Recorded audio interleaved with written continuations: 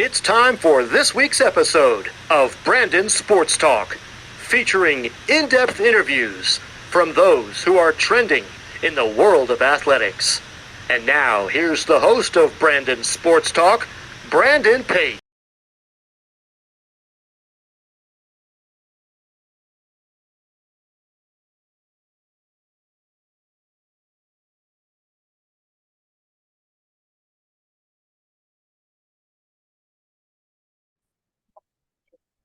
Welcome back to Brandon Sports Talk. In today's episode, I have the privilege of interviewing the Youngstown State's assistant women's soccer coach, Coach Anita Maryskova. How are you doing today?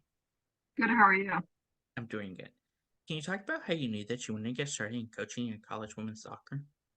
Oh, that's a great question. So I was a player first, so that got me into a little bit of the analytical side of soccer. And since being a little girl, I was playing, but I was very much about the writing notes about the teams and tactics.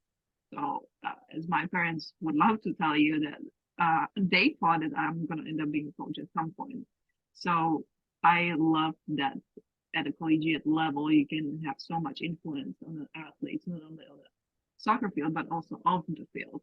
So that's what got me there. Like after I played at college, I was thinking what my path would be. And even though I have two business degrees, I always wanted to be around soccer. And I was like, coaching would be cool to do. So that was that was pretty much it. What was that experience like going to Brevard College and playing collegiate soccer? It was great. Like I started at Division 1 in California and then transferred to Brevard as a Division 2 for my sophomore year.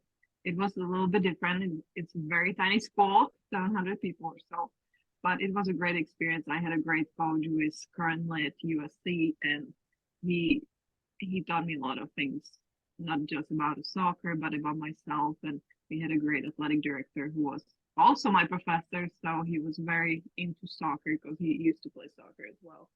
So it was a great experience, a lot of adversity. We had a huge team because we had first and second team. So we had 40 plus players on the roster. So that was a little bit crazy, if you ask me, but it was a great experience. We played a very competitive conference. We had a lot of teams that were ranked in top 10. So it was a very high level in Division 2. And I had fun. I learned a lot, but I always wanted to try to be better and better. So I always wanted, to win. We were winning at times and then we were losing, and everybody's going through the same thing at times. But yeah, it was overall a great experience. While at Brevard, what was it like putting on that uniform and representing them? And what were some of your biggest accomplishments on the soccer field? Whew. I mean, it still gives me chills, to be honest. It was just an honor, just having the jersey on and representing something that is essentially bigger than yourself, and have people cheering for you, and you have, the games are live streamed, and you have the professional and the coaches, and it's all around the US. So, it was something.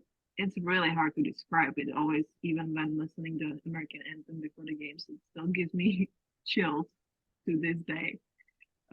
Some of the biggest accomplishments. So I broke a lot of school records in total points, goal assists, total goals. I was very close, but I did not go all the way to the number one, unfortunately. But I did all that only in 3 years instead of four because I had eligibility left. So then later on I transferred, but those were very big accomplishments, and I got to score against some big teams and played against Wingate, who was number one in Division 2 at the time, and that, like just leaving something behind in the history books at school and as a team, it's something that, like it's never gonna be forgotten. Everybody's gonna know at some point. So that was great, like on a personal level. Team wise, we were very close of making playoffs one of the years. However, we didn't by 1 point. So that was devastating. But what can you do? You just learn and you keep going. After college, what was it like trying out for the NWSL Portland Thorns? So I remember actually driving to Portland. So at the time I was in Idaho in Boise, and I drove to Portland, and I drove there day before, and I had no idea there was going to be a huge snowstorm on the way. So I was driving through a lot of snow. I finally got to Portland, got to meet the coaching staff, Mark Parsons, who is currently in Washington, and the goalkeeper coach was Nadine Enger, who is who used to be the best goalkeeper in the world. So I literally showed up and I'm like, they're there, they're real. So I really had to pinch myself a little bit because I was just so excited to meet them. And then we had I think it was around 30 or 35 players there that were just high level and national team players from all around the world, in the US, and then you had top US teams. So it was really, really competitive, really hard, obviously because you want to stand out, but everybody's really good. So it's really hard to be the best between the best players. But it was experience like no other, and just having that opportunity meeting some of the players that currently play on the team, like Bella Bixby, who was also their number one starting goalkeeper, was just something unbelievable. And that's like a dream come true. You get to see all these players and practice with them for a little bit, and then be coached by the coaches that you normally see just on the TV. So, I unfortunately didn't get picked, but I got a lot of great feedback from all the coaches that were there. And I mean, they're one of the best, Mark Parsons is, in my eyes, one of the best coaches in the world. So having the opportunity to work with him for 3 days is just unbelievable. Of course, how did that time help you to then playing semi-pro? So this was in 2019. So the tryout was in 2019, and every single NWSL team has a international spot. So since I'm international, they can allow only a few players.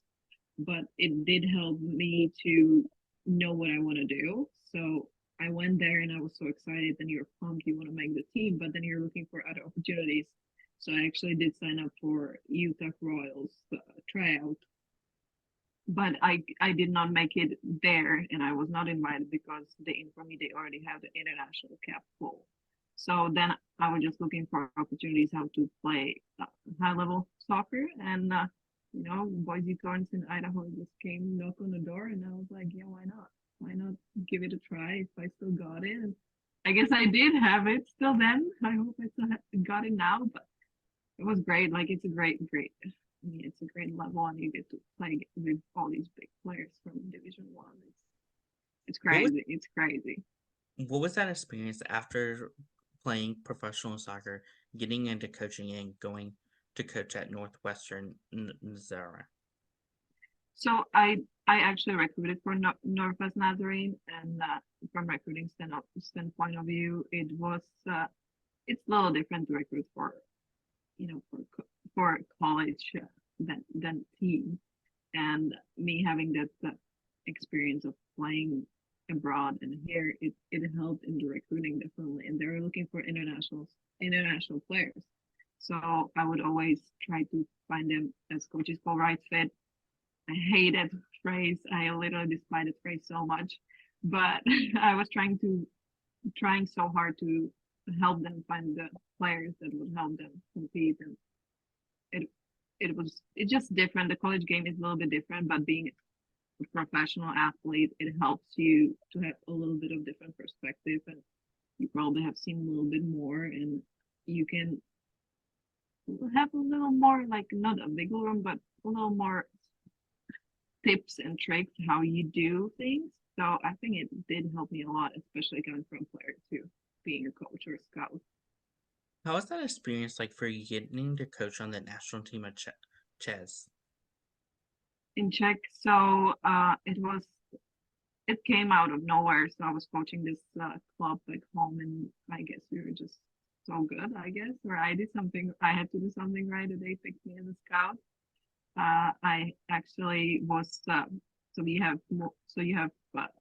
multiple regions that are competing against each other, like the national teams. And I was scouting for one of them and coaching them, and it was, you have all these talented kids, and the hardest part about it is you have to pick only a certain amount of them, right? And you have to figure out how they're gonna play together.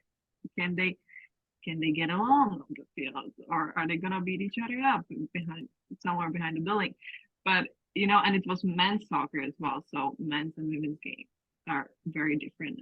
And I just remember just sitting there watching all these kids, and I was like, oh my God, they're like only 14 and they're so good. They could play professional right now, right here. So it it was so fulfilling and inspiring because all these kids, they want to play professionally. And as soon as you make it to the national team level, like you kind of know that you have a shot at the professional level. So, and they all just are excited to be there. Like that's, I think, something different, that they know that they're all so good and that they have a shot, that they want to work together as much as they can. And it's very harmonious. What was that experience like for you coming to Youngstown State to become the assistant coach? So the experience, I mean, so far it has been a great experience, and I'm really thankful to be part of a great staff and a great university, and becoming the Division 1 assistant coach. I had a lot of experience before coaching, but not at a Division 1 level per se. Yes, recruiting wise, yes, but not really coaching. So it's a different ballgame, as a lot of people tell you. There are a lot of things that go are going on behind the scene that a lot of people don't know. There are definitely some rules you have to follow. There are quite a lot of them you have to know, certain deadlines. But being at this level and being one of, pretty much only Czech coach in the whole NCAA, where I think only two of us, it's historic, but I don't look at it that way. Like I always want to make sure that it's all about athletes, and we want to help them develop not only as a player, you want to help them develop as a person and help them chase their dreams. And I always tell them, like, no dream is like big enough. Like go shoot for the stars. Like online, you might miss at some point, but sometimes you can reach it. Why not? So it's very inspiring. It can get challenging, and like sometimes you might not have the best days because you might be losing or something, but overall it has been absolutely amazing, and I cannot just speak highly enough about this place here. For you, what was that feeling like the first time you got to step onto that soccer field? As a coach, I mean, like you step on a field and you have all these flashbacks from you being a player. So that's first things that are going through my mind. And then you see all these girls just being so excited to be there. And it's just so rewarding to see how much work they put in. And now they're being quote unquote rewarded by playing game.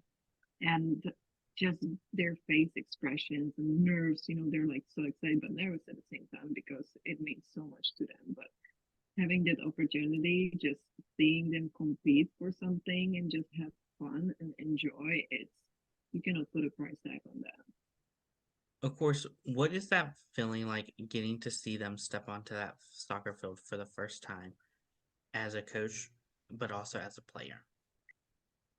As a coach, I always look at their faces, they're smiling and they're always like nerve-wracked sometimes, which is understandable. But I feel like a proud mom to say it that way. I feel like, sometimes I feel like I might be their either older sister or sometimes their mom or aunt or whatever you want to call it. But that's how I feel like I feel proud of them doing it and just making it to the collegiate level itself. It's accomplishment. And, like not many kids can get to tell others, hey, I made it to college level, I'm at Division 1 level. So just seeing that reward being right there, them being able to play the game, having all these parents and supporters there as coaches, as little cheerleaders on a sideline, it just like I feel so happy for them every single time. Like it doesn't, to me, it's yeah, you see them for the first time, but they're always excited to play the game. It's not the same during practices, obviously. Sometimes, like you have the early practices or you have to run to class, so it's a little bit different. Like it's still excitement, but it's not the same as a game day. What does a typical game day look like for you as a coach versus for your players? That's a great question. I mean, let's say the game, starts at 1 p.m. So I usually show up by 8 a.m. already because you have to get everything ready, to get the equipment ready, make sure that the camera for the live stream is working, that our cameras are working. You want to make sure we have everything set up, the locker rooms for our team, for the other team. Obviously, it's not just, we have a staff that helps us to do all these tasks for the game day. However, you as a coach, you always want to make sure that everything is ready to go. So that way, by the time our players make it here, like 2.5 hours before the game or 2 hours, that they're ready to go and they don't have to worry about anything else, just going out there, having fun and play. So for me, it might be a little bit different. I have to set up the cameras and we set up the warm up. We have chit chats as a coaching staff, talking about what we're gonna do during the game, going over the scout report on the opposition and all that. Of course, who are some of the teams in your conference that you play against? So we play Milwaukee, we play Northern Kentucky, we play Green Bay, IPY, Cleveland State, Wright State. I'm trying not to forget anybody. Robert Morris. I hope I named everybody. I don't want to offend any of these great teams, but yeah, those are, our conference is very, very high level competitive. You never know who's going to win, who's going to lose. So that makes it more challenging and more exciting because you never know what's going to happen. What is that home game atmosphere like when teams like Milwaukee comes to home versus going away to Green Bay? So Milwaukee has been a powerhouse in our conference for the past few years, not more than the past few years. So we usually have the biggest crowd against them because everybody wants us to win. And when they were here in fall, we ended up tying them. We were up 1-0, then the penalty kick happened and they scored from that, so 1-1. But all these people just pushing you and cheering for you, wanting you to win because Milwaukee was ranked in top 35 at the time when they came. So just having all the support, not only from the parents, from other students, but like our administrators, like everybody was at the game. I was just shocked how many people showed up. I was a little worried that our stands are not going to be enough for all these people, but they made it work, and it just the whole school was in a spirit, not only for this game. Like our games get advertised throughout the campus, and the students come support us. The athletes, they all love to come watch our games, and just we have a great connection with all these teams, and that helps create that atmosphere and that pride of being a Penguin. Like everybody wants the Penguins to win in here, so it was something that I will probably never forget. As a coach, what have been some of the things that you've been able to accomplish so far at Youngstown? So we have had the two most successful seasons this past 2 years. So that is something that we have done as a team and as a staff. And we had multiple all conference players. So, but it's on them as well, right? I always tell them, we show you the way, but we show you the door, but you have to walk through the door. So seeing all the success for the players' standpoint of view as well, and then we have been doing really well off the field as well, in classroom and community. Those are like huge achievements, and we're moving up the ranks in the NCAA, and we're hoping to hit that NCAA tournament next season and hopefully beat some big names, and we'll see what happens. Can you talk about, of course, the culture that you've helped to build for Youngstown State's soccer program? So I would say we're a big family. We're one big family. The girls are like sisters to each other. So, and us as a coaching staff, we're like a little tiny family. We always joke about it, and you can tell how much we get along. We can just joke around, and when you see 3 of us coaches walking across the campus, everybody knows, oh, those 3 jokers are walking around. But so we get along, and sometimes you might have some disagreements. That happens in a family, right? But it's how you resolve it, and that's what that's our priority, to create the highly competitive family feel like team. So where you're not scared to share your opinion, have discussions, but first of all, like, enjoy and try to win as much as we can and be successful. What does that recruitment process look like for those prospective student athletes? And as a coach, what do you look at in those prospective student athletes? I'm looking for anybody who can score or help us score and win. But no, it depends on a year. It's really hard to point a finger at one thing, but you want that player to follow the core values that you have set for the team and the standards that you want to have for the team, and you want to highlight the school, and every school has something to offer, right? We all have different tools in our tool belts, as my boss would love to say.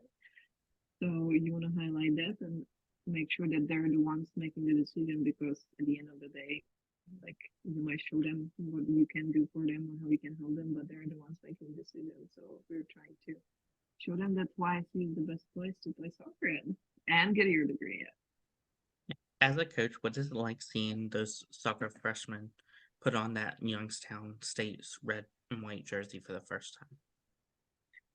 It's funny, they always run into our offices just for the jersey. Oh my God, it's the first game for the college and at the collegiate level. So it's so funny to see them just being so excited and very proud, and they're just, running around with the jersey. Oh my God, it's my first collegiate game.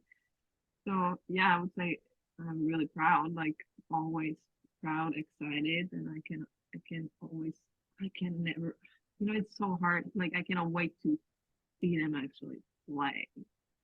So, they're like running around like crazy and getting ready for the game, and then they get to step on the field, and you can see in their face expressions when we were talking to them, they're like, oh my God, this is really happening. Like, I've been dreaming about this for so many years, and right now, right here, I'm playing at the Division I level, and I'm stepping on the field to play my first game. So it's a lot of excitement and a lot of joy. What is it like getting to see those freshmen score those first career points and those first hat tricks? Unbelievable. Unbelievable. I know that some of them like keep track of, when they scored, and obviously everybody does when you score a first goal, especially the college. So just seeing them, sometimes being surprised that they scored their first goal, and they're like, oh my God, like, I can't believe it just happened. But yeah, it just, I cannot even put it in words how much it means, even for us, for coaches, to see them achieve something that they really want to do and they have been working towards, and obviously you want the whole team to win. So them helping the whole team by scoring is huge, and they know it. And then you see them run towards, all their teammates and how much they celebrate the goals, and it's amazing. Like, I sometimes wonder how they don't get hurt, because they run at each other at like this crazy high speed, and they're like high fiving so hard.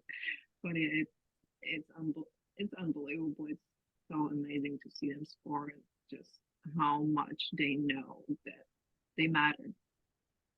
What's it like getting to see those seniors put on that jersey for the last time representing Youngstown? It's sad, because we want to keep all these players forever, but unfortunately we cannot do that. But it's sad, but you keep thinking about all these memories that you have had with them, and how much they have done and how much they have developed since day one. We always take pictures, first day and last day, the players. My son sound a little cliche, but it's unbelievable how they change. Like, they might have different hairstyle. They're growing. They're like adults now. They're not kids anymore. And just the way they develop as people is incredible journey, and just seeing them right before they head into their careers or maybe professional soccer, and you're realizing, oh my gosh, this is the last time I'm seeing them playing for Youngstown State, and you are wondering what they're going to do next, and ultimately you're sad because you want to keep them forever. You don't want them to leave. What is it like getting to see those soccer players put on their first and last college jersey, but then their first professional soccer jersey in the NWSL? It's reward. I think it's rewarding, especially for them. Like, you as a coach, yes, obviously you're part of the development, but at the end of the day, you're not the one who puts in the work. Like, you show them how to do it, or you give them tools and give them advice and try to share your experience. However, they're the ones putting all the working actually, right? So it's hard for me to describe, as even when I was playing and I put the jersey on, it was something that seems like a dream. Like, something you have been working for towards the longest time, and it's hard to believe it here, but it's just unbelievable, and it speaks itself about the character of that player and that program and the people that they had around to support him throughout the way. As a coach, what is it like getting to see them represent their different countries, whether it's US, Canada, or Czech Republic? So we haven't had the players on our squad just yet who represent their countries. We had only one.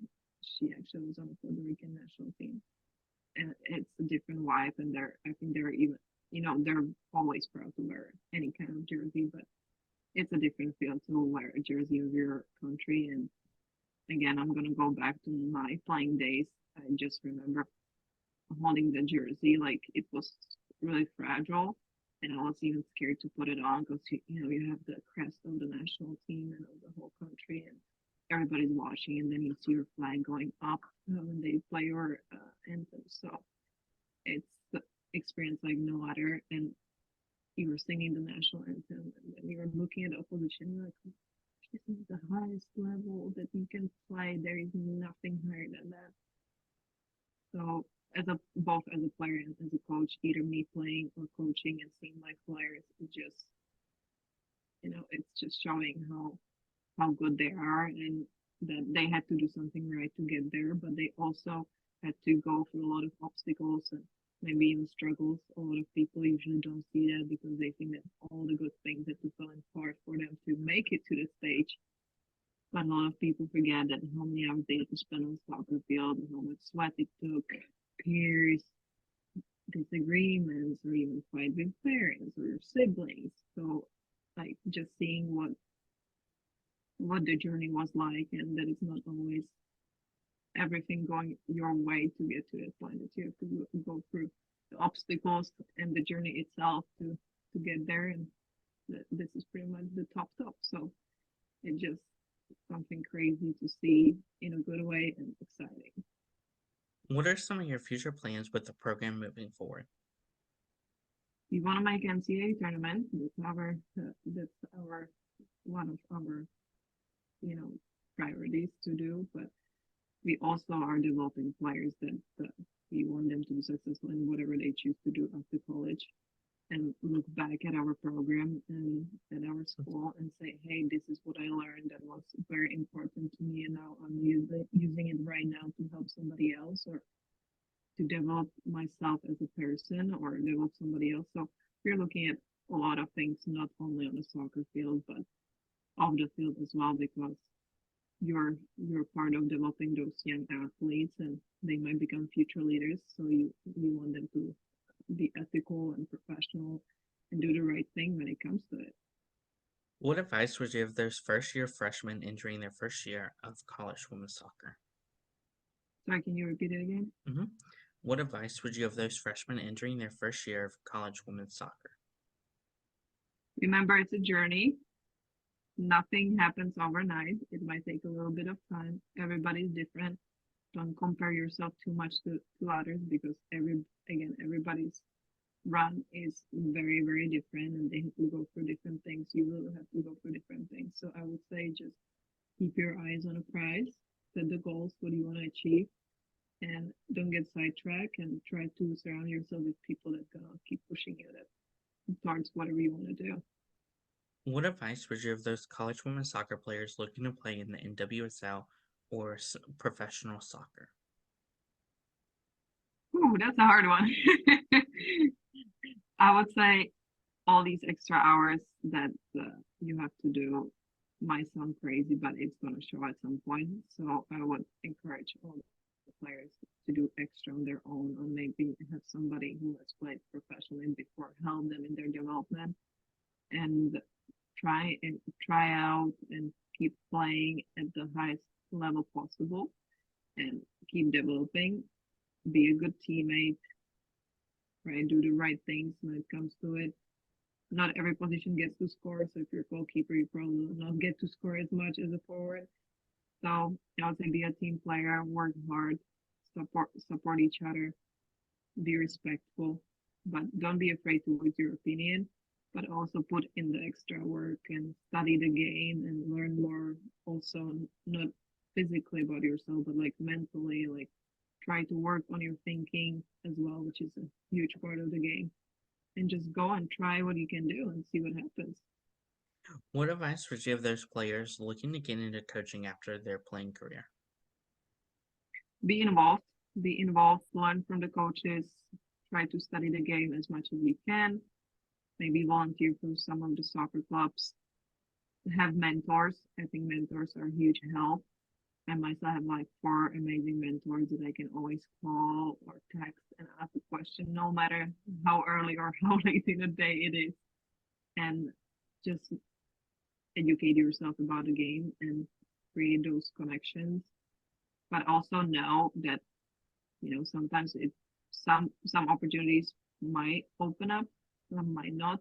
So just go for it. Go with the flow. Sometimes you have to go with the flow, right? Because it's not easy to get to the collegiate level as a coach, but go and coach local club.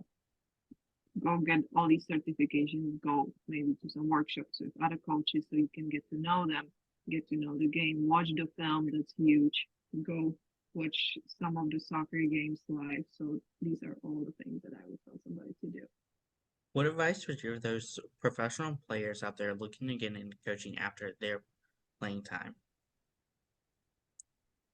To try to not think as a player as much, which is really hard because going from player to coach is sometimes, you're like, well, if I was a player, I would have done this. But we all get in that stage early in our careers. But try to think more as a coach and try to understand the players as much as you can, because not everybody is at the same level thinking wise or soccer wise. We're all different humans and the way we think. So try to understand how certain players play, help them evaluate their strengths and weaknesses, and try to be more close to a player, even though it's really hard. So it's different to be a player compared to standing on the sideline. So as a coach, you want to show them the ways they can do, and then they're the one executing on the soccer field. But as a player, you're the one executing. So you're like, yeah, I'll do this, I'll do that. So just give options to the players, what they can do, how they can develop, and see what they can do. What advice would you give those assistant coaches out there looking to get started in the industry of coaching on the college level? Be patient and be persistent. Keep applying, keep putting yourself out there.